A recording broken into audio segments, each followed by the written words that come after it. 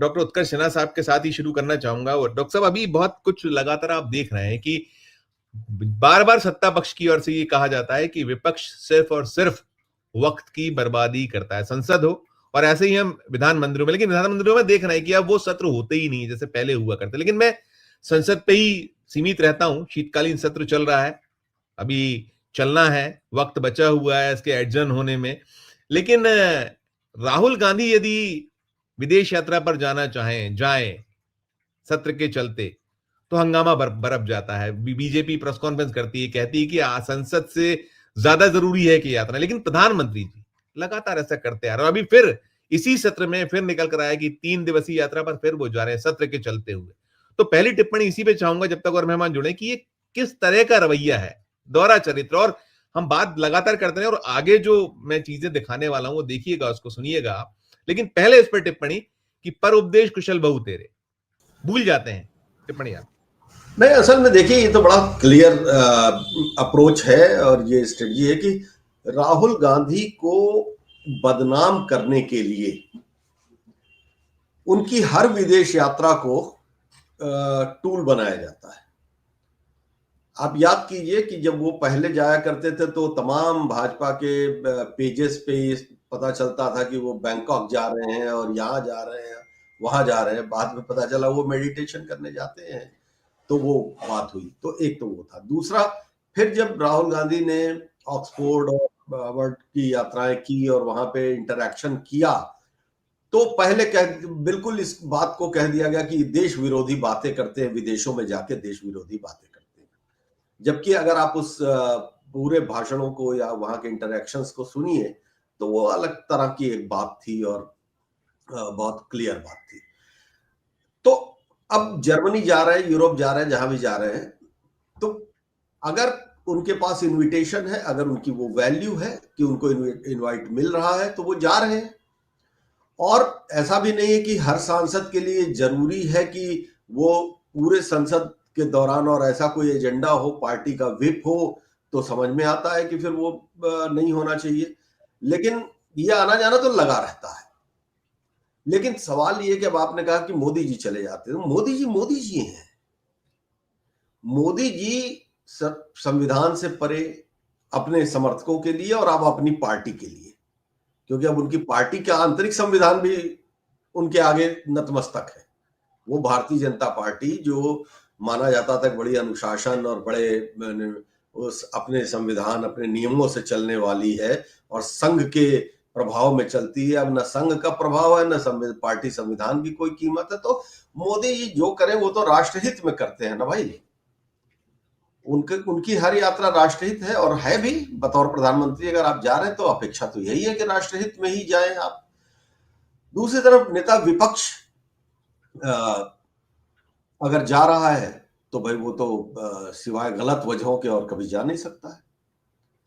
तो ये एक ये जो मैसेजिंग की पॉलिटिक्स है, इसको बीजेपी नहीं छोड़ती है और उसके टारगेट पे पूरा नेहरू परिवार रहता है। प्रियंका गांधी पर अभी तक डायरेक्ट टारगेट नहीं किया है, लेकिन रॉबर्ट वाड्रा के जरिए वो टारगेट करते रहते हैं। लेकिन बावजूद इसके अगर आप देखें तो नेहरू, बीच बीच में इंदिरा, कभी कभी अब सोनिया और ज्यादातर राहुल। तो एक तो मिशन राहुल है और वो है क्योंकि उनको मालूम है कि चुनौती भी तो वहीं से आ रही है, या जो भी आ रही है सफलता, चुनावी सफलता असफलता अलग चीज है, लेकिन चुनौती जो आ रही है, जो लोगों का ध्यान है वो वही है। तो फिर वहां पर तो फोकस करना ही पड़ेगा ना। तो ये मतलब कायदे कानूनों के हिसाब से तो बात नहीं है, ये शुद्ध एक राजनीतिक हमला है और उस राजनीतिक हमले के पीछे एक बड़ी रणनीति है। मैं सर राज्यसभा का एक नजारा दिखाता हूँ। डॉक्टर उत्कर्ष जी देखिएगा, एक नजारा है आज ही का है, ये देखिएगा। दो चीजें, मैं दो चीजें दिखाता हूँ फिर बात करता हूँ।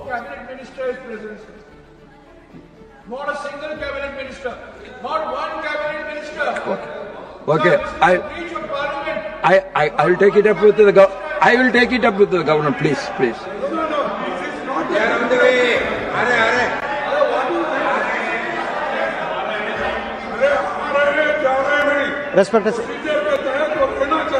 Respected Chairman, Minister, please request a cabinet minister to come to the house. Please request the cabinet minister to come to the house. I am requesting them. Please take your seat. I am asking you. Yes. I understand. I understand the procedure. Please take your seat. I have requested the minister. कुछ नहीं करना, बैठो। जो ला रहे जा रहे हैं।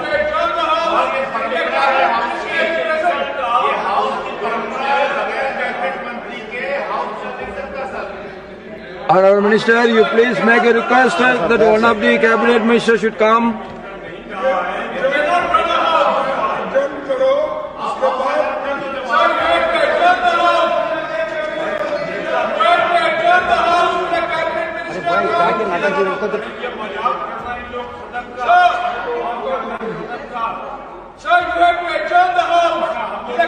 They are coming.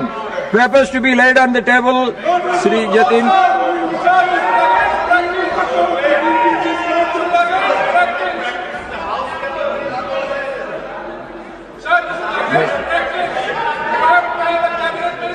I do agree. Why, Jairamji, you are shouting?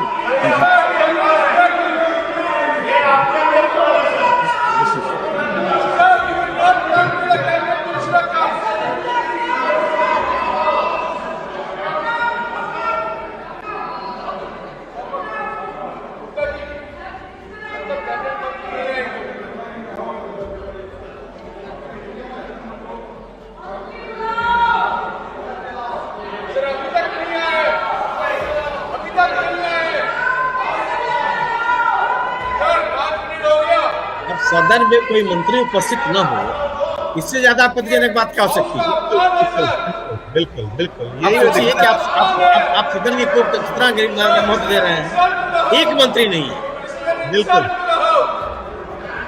नहीं, लेकिन आप देखिए कि आसंदी को कितना टाइम दिया जाए। अरे कम से कम इस आसंदी ने कहा कि मैं निर्देश दे रहा हूँ या रिक्वेस्ट कर रहा हूँ कि वो आवे, अनाउंस कर रहे हैं कि जल्दी से आइए।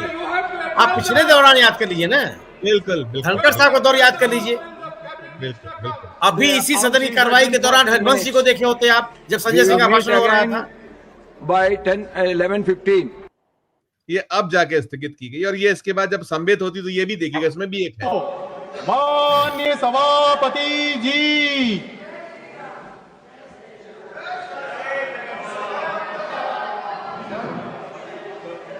Yes, Minister.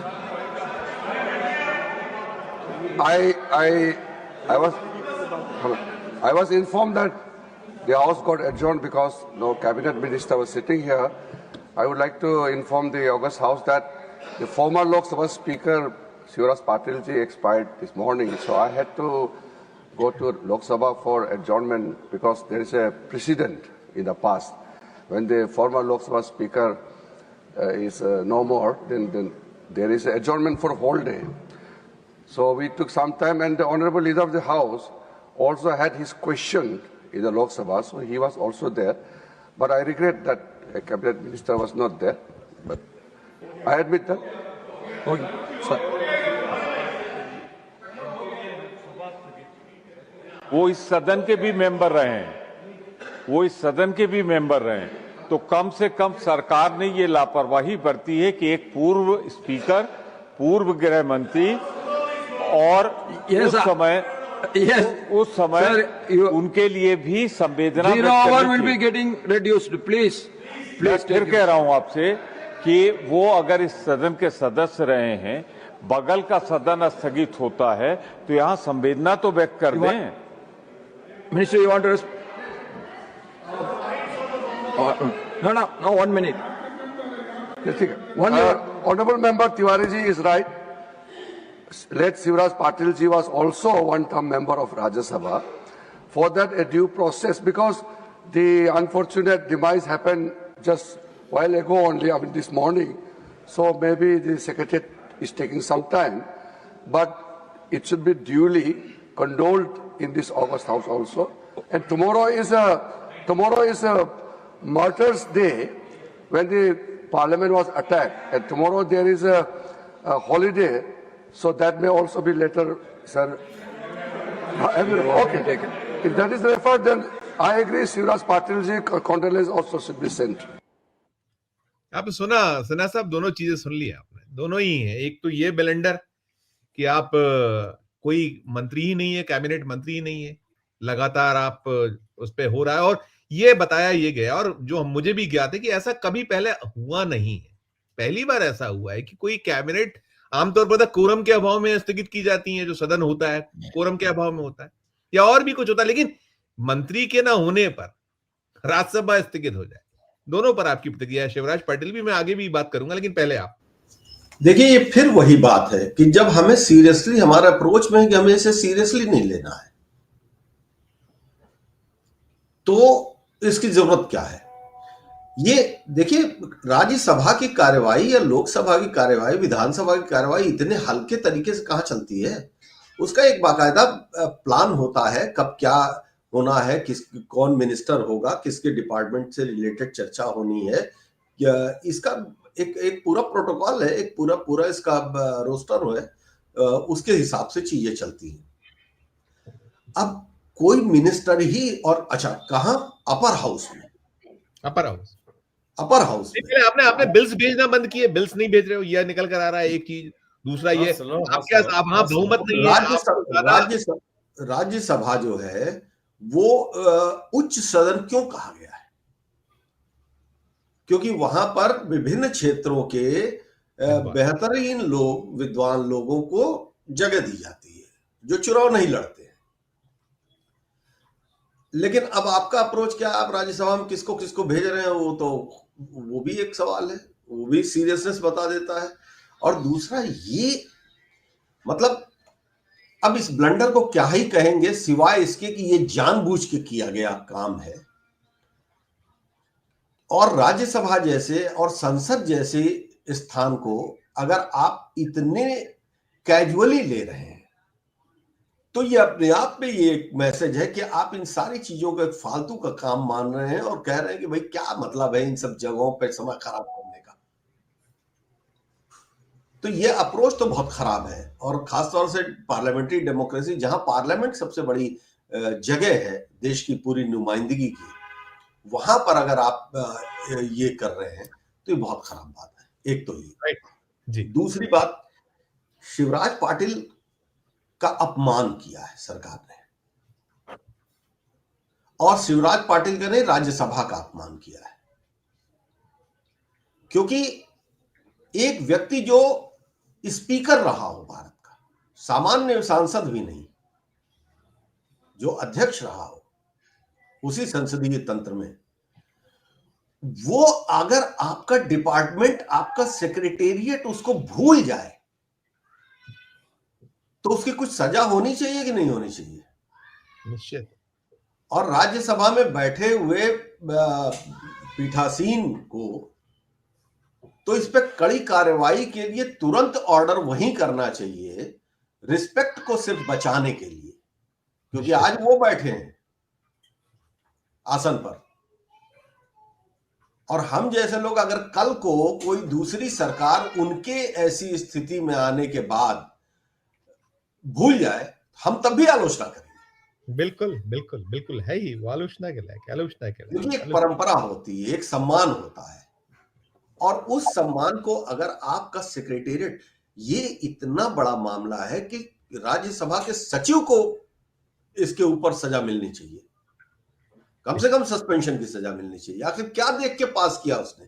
नहीं, निश्चित निश्चित निश्चित। सदन की कार्यवाही जब आती है तो उसको तो पास किया जाता है ना, सेक्रेटेरिएट बाकायदा पास करता है ना, और फिर वो लोग जो अध्यक्ष हैं, इस राज्यसभा के सभापति हैं, और उसमें उपसभापति हैं, हरवंश जी जैसे लोग। इलेक्शन कमीशन ऑफ इंडिया भी तो है, लेवल प्लेइंग फील्ड होगी कैसे?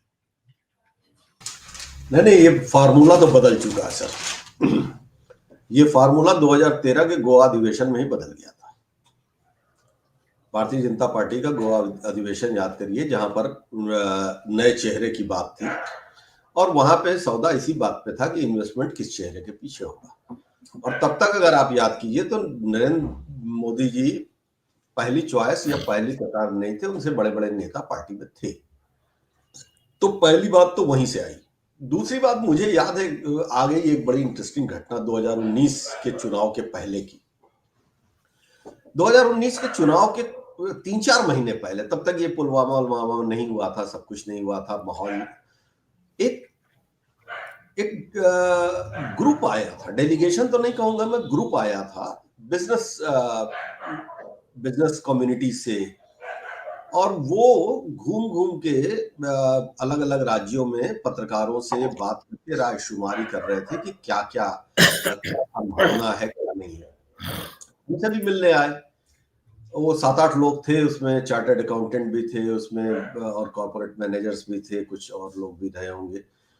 तो बात हो रही थी, बात होते होते मैंने उनको फैक्टर्स गिनाए कि देखिए कहाँ क्या है, कहाँ कहाँ दिक्कत हो रही है, और एक जनरल ओपिनियन जो है वो उस तरह से, उस वक्त की बात है कि जनरल ओपिनियन तो अभी उस तरह से नहीं बन रही है कि मतलब कोई बहुत एब्सोल्यूट मेजॉरिटी आ जाए, और क्योंकि हम लोग अपने फॉर्मूले पे चल रहे थे जो हम लोग ने इसके पहले देखा था। जब थोड़ी लॉजिकल बात होने लगी तो उसमें एक व्यक्ति बेचैन हो गया, और वो करते करते उसने हाथ पटका मेज पे, लखनऊ के एक होटल में थे हम लोग ब्रेकफास्ट टेबल पे, उसने हाथ पटका और उसने कहा कि अरे भाई साहब, अगर ऐसा हो जाएगा तो हमारा सारा इन्वेस्टमेंट खराब हो जाएगा। तो मैंने कहा कि भाई आपका इन्वेस्टमेंट क्यों हो रहा है, नहीं हो रहा है, तो मुझे नहीं मालूम, और क्या होगा ये भी मुझे नहीं मालूम, लेकिन जो हालात है मैंने आपको बता दिए, बाकी अपना इन्वेस्टमेंट आप देख लो कहाँ है। अब मैं रिलेट करिए इसको, ये इन्वेस्टमेंट कहां है? क्या इन्वेस्टमेंट प्रॉपर राइजिंग सेक्टर्स पे है, या ये इन्वेस्टमेंट इसलिए है कि हमारा सेक्टर राइज करे? ठीक, ये जो फर्क है, वो फर्क, अब आप देखिए इसमें और भी एक पॉइंट और है, जिसको नोटबंदी हुई। नोटबंदी के पहले क्या हुआ था? लोग कहते हैं, प्रधानमंत्री जी कहते हैं अपने भाषण में, कह रहे थे कि किसी को नहीं पता था, वित्त मंत्री को भी नहीं पता था, गवर्नर को भी नहीं पता था। लेकिन अगर टाइमलाइन आप निकाल के देखिए तो उसके 1 महीना पहले भारतीय जनता पार्टी ने हर जिले में जमीनें खरीदी थी अपने पार्टी कार्यालय के लिए। उस समय हर जिले में, हर कंस्टिट्यूएंसी वाइज मोटरसाइकिलें खरीदी गई थी, कुछ मोटरसाइकिलें हर जगह गई थी। तो पैसा जो पार्टी के पास जो लिक्विड कैश था वो वहां इन्वेस्ट हो गया, दूसरे लोगों को नहीं पता था तो खाली हो गए। तो गैप ऐसे बनता है, और गैप ऐसे